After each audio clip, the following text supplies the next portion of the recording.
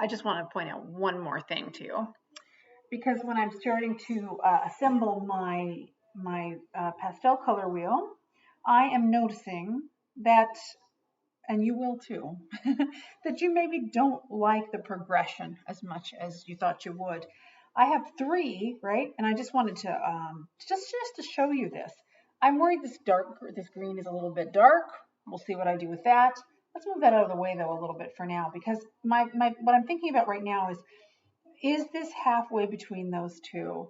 And I don't just mean value. I mean, like, is this what would be the theoretical sum of half of that and half of that? To me, it looks a little, I don't know, I wanted a little more yellow, but then when I put one in here that is more yellow, ew, that's just way too much yellow. So it might be that I'm going to have to go and make even yet another one. I think I have three of them. I may need to make a fourth. Maybe I like that one better. So when I say make a couple extra, this is the kind of thing I'm talking about. It's hard to tell if you're going to like it in the totality of it without trying it. And so if you've made a couple ahead, then you don't have to go back necessarily to drawing once you've started to assemble. Another thing I noticed, and we might as well talk about this since I've got you in here for a third film, is you may, in fact, do something completely different.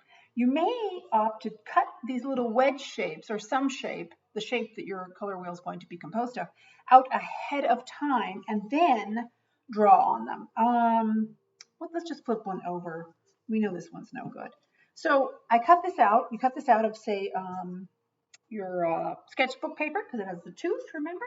And then you can just draw right on it. You'll have to have some backing paper underneath, right? Because you're going to be making kind of a mess. But that way you don't have to cut them out once they're covered. They're sort of already the right shape.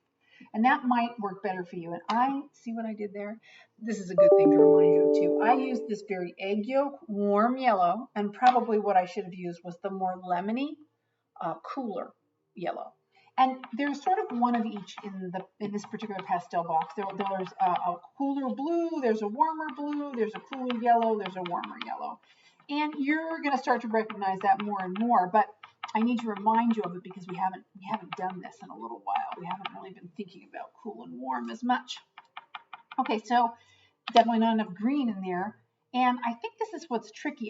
This green is sort of not the perfect color green for the yellow green I have in my mind that I want.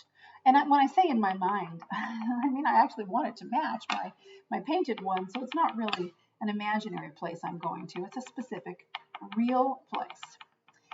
All right. So that is one way to cope with this. Now, of course, I'm having to hold it down while I draw it, and that's a little more frustrating. So you have to just pick your poison there and decide which one is worse. That's going to be too yellow, isn't it? Looks just like that one.